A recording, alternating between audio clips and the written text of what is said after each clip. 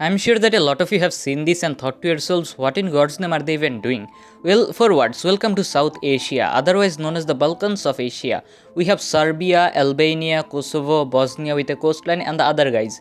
As a proud Bangladeshi myself, let me start with my glorious homeland, Bangladesh. Bangladesh is a very democratic country on paper.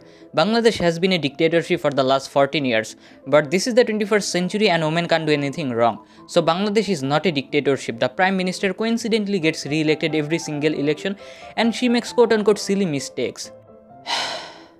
I swear the West has lost their brains a very long time ago, because if common sense and absolute gender equality was a thing, then so many shit shows could have been avoided. Bhutan. Bhutan is known to the world as the most peaceful nation out there, but we South Asians know all too well that Bhutan is not a country.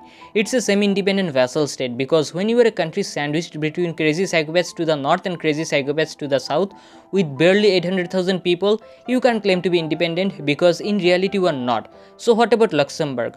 Well, Luxembourg has money. Now, no one really knows whether Nikocado walks or not, but everyone knows that money talks, and Bhutan doesn't. Nepal. Nepal is a non-communist country ruled by a communist government that is democratically elected. Ironic, I know. Geographically, Nepal is in the same situation as Bhutan, but unlike Bhutan, Nepal has a fairly large population which gives them a lot of bargaining power.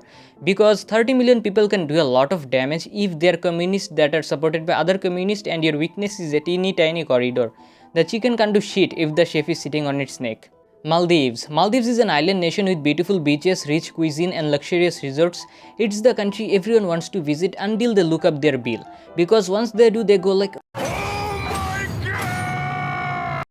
Maldives is so expensive that it makes filthy Finland look like a paradise. And Finland is nothing more than a frozen gulag. So Maldives might be the perfect holiday location for you, but you can't afford it. Unless you have a shit ton of money or you decide to sell a ball or two. Sri Lanka. Sri Lanka is basically the Walmart version of Maldives. Sri Lanka pretty much has everything that Maldives has, except it's a complete shit show.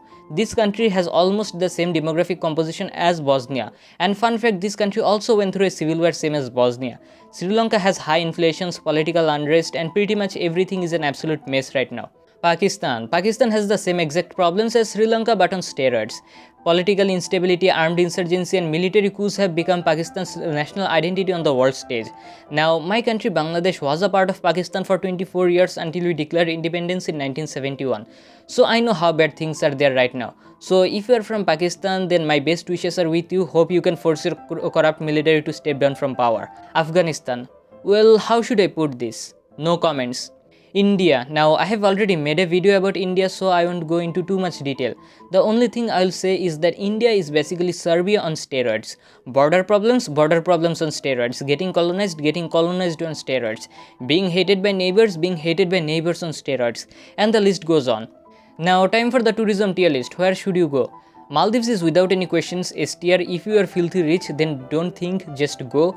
If you are not rich, then sell your kidneys, because within a few decades from now, there will be no more Maldives. India. If you are a sole woman, then don't go to India, just don't.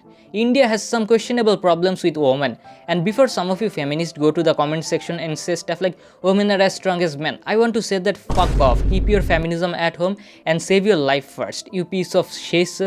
So India gets a B. And as for my home country Bangladesh, your life is not at risk unless you get on a bus. So if you love your life, then don't get on a bus in Bangladesh, just take the train or use Pathao, which is the Bangladeshi version of Uber. Other than that, Bangladesh is pretty safe and everything is top notch, except for the transport system. So Bangladesh gets a B.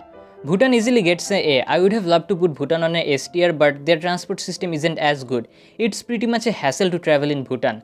Nepal is an easy A, it's just the better version of India.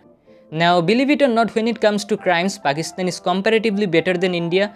This is a country that I would have easily put in S tier because they have some legendary food, legendary natural sceneries and extremely hospitable people. The Pakistani people and the Pakistani military are the polar opposite entities. So even though I would have loved to put Pakistan on a S tier, you know how things are right now, so a D.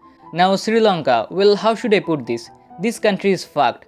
Sri Lanka is basically facing the same shit as Pakistan, but the only reason why I am not putting Sri Lanka in D tier is because Sri Lanka is no longer under a corrupt regime. Finally, Afghanistan. And my question to you guys is that, are you fucked in the head? Who goes to Afghanistan? Lord Miles? Do you guys really have a death wish? If so, then I'm sure jumping off a cliff would be far cheaper than going to fucking Afghanistan. And before ending the video, I want to mention that if you got offended by this video, then I don't give a fuck, and if you enjoyed this video, then feel free to watch this video.